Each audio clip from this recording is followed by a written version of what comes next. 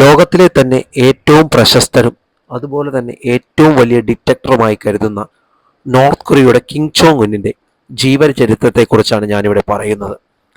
Kim Chong ഉൻ 1984 ജനുവരി 8 ജനിച്ചു. അവൻ ഉത്തര കൊറിയയുടെ മുൻ നേതാവ് കിം ചോങ് ഇല്ലിയുടെ മകനാണ്.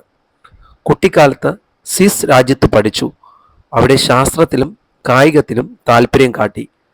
പക്ഷേ മൊത്തം ഹൈഡായിട്ടാണ് അവിടെ തൻ്റെ ഐഡന്റിറ്റിയുമായി കിം ചോങ് ഉൻ നടന്നത്. ഉത്തര കൊറിയൻ രാഷ്ട്രീയത്തിലേക്കുള്ള പ്രവേശനം 2000-ന്റെ മധ്യയിലാണ് ആരംഭിക്കുന്നത്. ഉത്തര കൊറിയൻ സൈനിക പ്രവർത്തനങ്ങൾ അദ്ദേഹം പഠിക്കാൻ തുടങ്ങി. അച്ഛൻ്റെ അടുത്തു നിന്ന് ഭരണകൂട പരിപാടികൾ, പാർട്ടി നിയന്ത്രണം, സൈനിക സംവിധാനങ്ങൾ എന്നിവ മനസ്സിലാക്കി. 2011 കിം ചോങ് ഉൽ അന്തരിച്ചതോടെ 27-ാം വയസ്സിൽ കിം ചോങ് ഉൻ ഉത്തര കൊറിയയുടെ നേതാവായി മാറി. ഈ പ്രായത്തിൽ ഒരു രാജ്യത്തെ നയിച്ച അപൂർവ നേതാക്കളിൽ ഒരാളായി അദ്ദേഹം മാറി. ഭരണരീതിയും പ്രധാന തീരുമാനങ്ങളും രാജ്യത്തെ പൂർണ്ണമായി നിയന്ത്രിക്കുന്ന ശക്തനായ ഏകാധിപതിയായ നേതാവ്. ആണവായുധ വികസനത്തിന് പ്രാധാന്യം നൽകി ലോകരാജ്യങ്ങളുമായി ബന്ധം ശക്തമാക്കിയതും ചിലപ്പോൾ സംഘർഷമുണ്ടാക്കിയതും ലോകമാധ്യമങ്ങൾ ചർച്ച ചെയ്തതാണ്. രാജ്യത്തെ സൈനിക സംവിധാനത്തെ കൂടുതൽ ശക്തമായി വളർത്തി.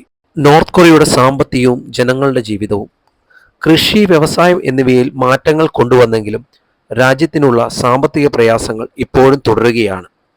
പൊതുജനങ്ങൾക്കുള്ള നിയന്ത്രണങ്ങളും കടുപ്പും ഇന്നും രാജ്യത്ത് നിലനിർത്തുന്നു.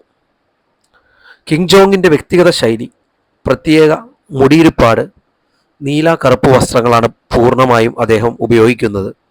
വളരെ കുറച്ച് ചിത്രങ്ങളും കുറച്ച് വിവരങ്ങളും മാത്രമേ കിം ജോങ് ഉന്നിനെ കൊണ്ട് പുറത്തു വരുന്നുള്ളൂ. ശക്തനായ നേതാവെന്ന ഒരു ഇമേജ് അദ്ദേഹം നിലനിർത്തുന്നു. ലോകത്തോടുള്ള ഉത്തര കൊറിയയുടെ ബന്ധം എന്താണ്?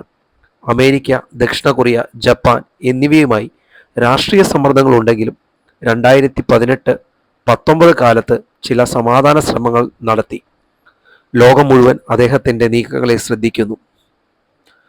ഭരണരീതിയും പ്രധാന തീരുമാനങ്ങളും ഉള്ളത് രാജ്യത്തെ പൂർണ്ണമായി നിയന്ത്രിക്കുന്ന ശക്തനായ നേതാവ് കിം ചോങ് ഉൻ തന്നെയാണ്. 2000-ങ്ങളുടെ മധ്യത്തിൽ കിം ചോങ് ഉൻ ഉത്തര കൊറിയൻ സൈനിക പ്രവർത്തനങ്ങൾ പഠിക്കാൻ തുടങ്ങി.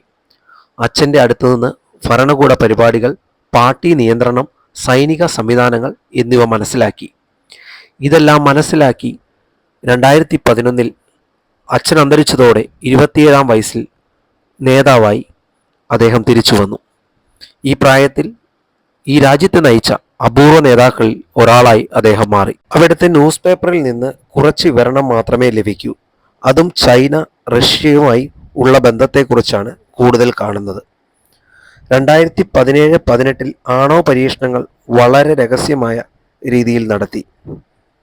സിഗരറ്റ് ഉപയോഗിക്കുന്നതിൽ കുറവ്, പക്ഷേ ചോക്ലേറ്റ്, മധുരം എന്നിവയ്ക്ക് ശക്തമായ താല്പര്യം കാണിക്കുന്ന ഒരു വ്യക്തിയാണ് കിം ചോങ് ഉൻ.